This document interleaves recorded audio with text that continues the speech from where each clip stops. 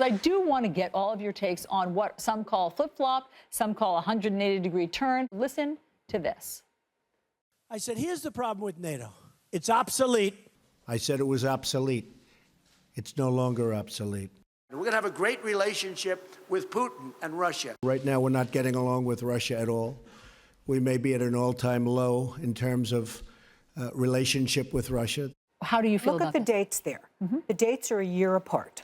The dates reflect a time when he was not the president, when he was not privy to some of the materials he'd be provided as the president, some of the highly confidential secret materials. Sure, but I mean, does he need a confidential secret material to know that NATO is relevant? Well, he had a change of opinion. He changed his mind. And you're comfortable with that? I am comfortable with that because I feel that we're all entitled to change with circumstances, with timing. It's foolish to hold on to a particular view and then be shown evidence for something else. But you're comfortable that he now believes in working with NATO, that he now believes in getting involved, if need be, in Syria, that he now no longer believes that China is a currency manipulator. You're comfortable with his changes of position? I'm satisfied with them. I believe that everything's fluid, and you can't make an informed decision if you don't have the proper information. Did you feel that he was not informed during the campaign? I think he was as informed as they could get. They could make him. Yeah. He wasn't the president. Go ahead, Scott. That's not true. That's not true. He goes behind closed doors, just like the President Obama did of the United States. He gets firsthand information like everybody else does. As the president, As president, not as a candidate.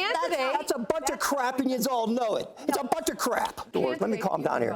He goes behind closed doors. He got secure information on this country, just like Mrs. Clinton did. Before he was elected. That's correct. Yeah. And why would they hide information like that to somebody that's going to become the next possible president of the United States? That's ridiculous. Come on.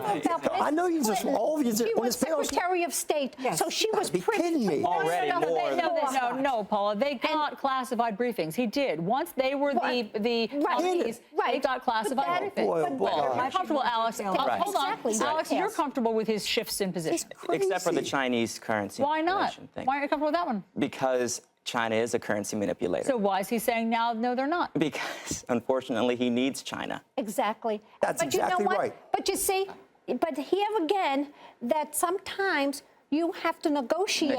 And make He's going to give him a deal. China right now. He's going to give him a deal because he went in the country and bombed the place and he needs help now. You know what? Listen, he started the war. He should go in there and finish the goddamn thing. You know what? He didn't start the war. No. Let's be honest here. You know what? Did any other country bomb Syria except for the United States? Yeah, no, that was Obama. Syria. Yeah, what happened in Syria was disgusting. It was sad. And he went in there and dealt with it. So why did he say before that, during the campaign, it didn't happen. that we didn't...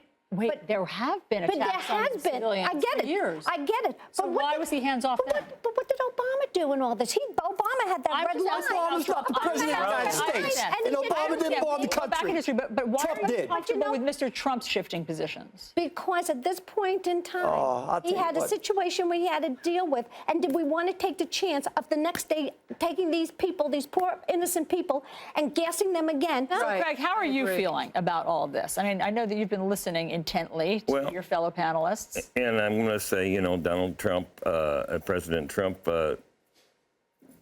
we all gave him a pass because he wasn't a politician.